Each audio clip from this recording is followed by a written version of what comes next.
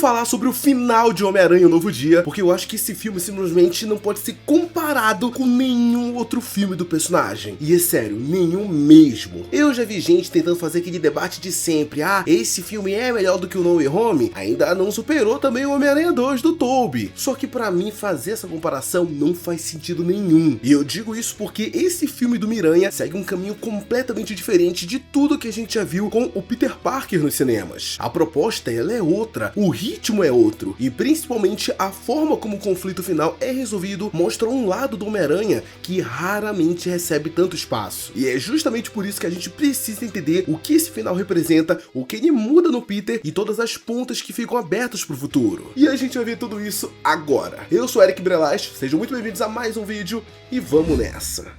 Antes da gente entrar diretamente no final, a gente precisa falar sobre a duração desse filme, porque isso interfere bastante na maneira como a história é construída. Afinal, esse filme é longo, e quando eu falo longo é porque ele é longo mesmo. Eu assisti esse filme com meu amigo Apollo e ele fez uma observação que de verdade eu acho que ela é perfeita. Esse filme é tão longo que parece que a gente está assistindo 2 episódios de uma série de aproximadamente 1 hora colocados dentro de um filme. E essa divisão fica muito clara durante a construção da Jean Grey, interpretada pela Sadie Sink. Durante toda a primeira metade, o filme faz de tudo para convencer a gente que ela é a grande vilã. A Jean é apresentada como uma ameaça real, extremamente poderosa e aparentemente disposta a destruir qualquer pessoa que tente ficar no caminho dela. Só que conforme a história vai avançando, a gente começa a perceber que a gente não conhece nem metade do que realmente aconteceu. E quando a verdade ela aparece, o filme ele muda completamente de direção. É como se a segunda metade começasse uma nova história dentro do próprio filme. Só que essa mudança ela não parece forçada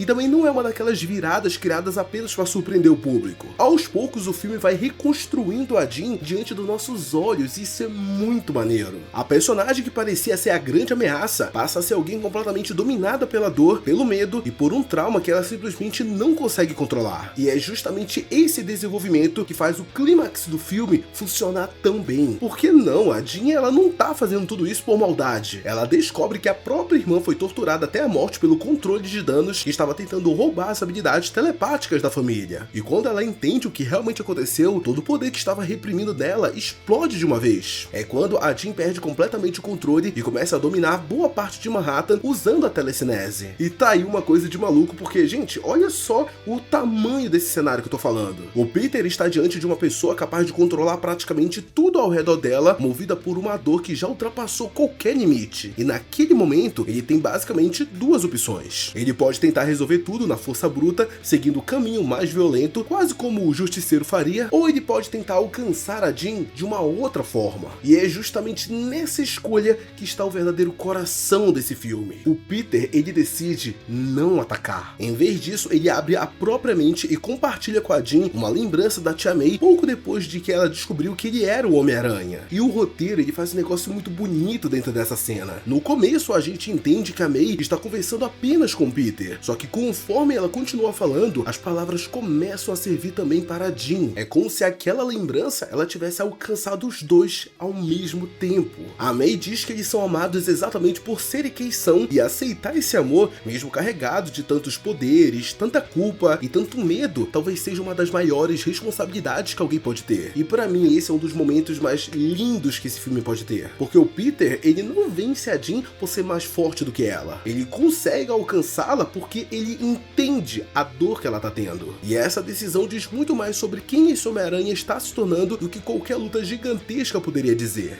E antes da gente sair dessa parte sobre a Jean Grey, eu preciso falar um pouco sobre a atuação da Zendaya, porque de verdade, galera, aqui a gente tem ela arrebentando. De longe, esse é um dos melhores trabalhos que ela teve como MJ. Tem uma cena em que a Jean acaba possuindo a MJ, e cara, a forma como a Zendaya consegue alterar entre as 2 personalidades dentro da mesma cena é impressionante. Essa atuação que ela faz é muito mais pesada do que tudo que ela já tinha feito nos filmes anteriores e mostra o quanto a Zendaya cresceu dentro desse universo. Outra coisa que eu não posso deixar de falar é a forma como os poderes do Peter são trabalhados dentro desse filme. Porque não, eles não estão apenas mais fortes, eles estão mais agressivos, mais instáveis e em vários momentos parecem agir antes mesmo que o Peter consiga pensar. Cada golpe é mais bruto, cada movimento parece mais explosivo e isso está ligado diretamente ao ao alerta que a inteligência artificial do traje dele vinha dizendo. O DNA da aranha estava começando a tomar conta da parte humana dele. E já que a gente está falando de personagens instáveis, a gente precisa falar dele, né?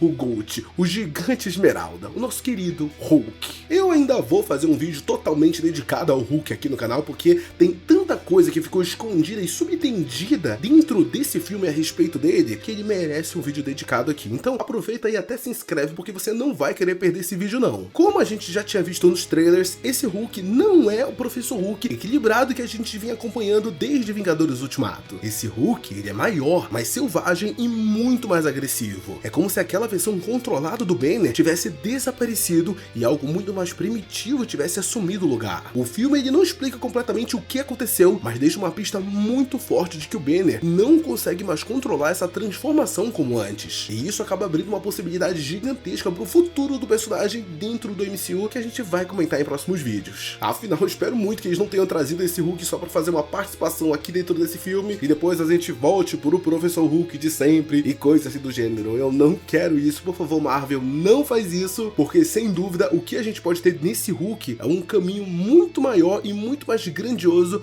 pros futuros filmes, e eu espero ver isso, claro. Tá, mas agora eu quero falar sobre algo que provavelmente vai dividir a galera aqui nesse vídeo. Esse filme, como vocês já perceberam, ele é bem mais dramático do que os filmes anteriores dirigidos pelo Jon Watts. A comédia, ela ainda existe, as cenas de ação também estão lá, só que eles não são exatamente o centro de tudo. A história dá muito mais espaço para trauma, perda de identidade e para conflitos internos dos personagens. E é por causa disso que, honestamente, eu não ficaria surpreso se parte do público mais jovem não se conectasse agora, né, nesse momento em que eles são jovens, com esse filme. E eu também não me surpreenderia se a pontuação no Rotten Tomatoes caísse um pouco nos próximos dias, principalmente porque muita gente vai chegar esperando ver aquele tom leve e divertido da trilogia anterior. Só que eu não tô dizendo que o filme é ruim, muito pelo contrário, ele só tem uma proposta totalmente diferente dos outros. E é por isso que eu continuo dizendo que não dá pra colocar esse filme numa comparação direta com No Way Home, com os filmes do Tobey ou com qualquer outra versão do Miranha. No fim, a história que temos aqui, ela acaba deixando vários caminhos em aberto. A Jean, ela consegue fugir, o controle de dano se mostra muito mais perigoso do que parecia, o Banner aparentemente perdeu o controle sobre o Hulk e não temos uma conclusão definitiva se o Peter está controlando a mutação do seu DNA. Só que ao mesmo tempo, o filme termina com o Peter entendendo que ele não pode viver apenas como Homem-Aranha, completamente consumido pelas responsabilidades e tratando cada novo problema como uma missão. Ele ainda precisa preservar aquelas coisas que fazem dele o Peter Parker. E sim, eu tô falando de empatia, o amor pelas pessoas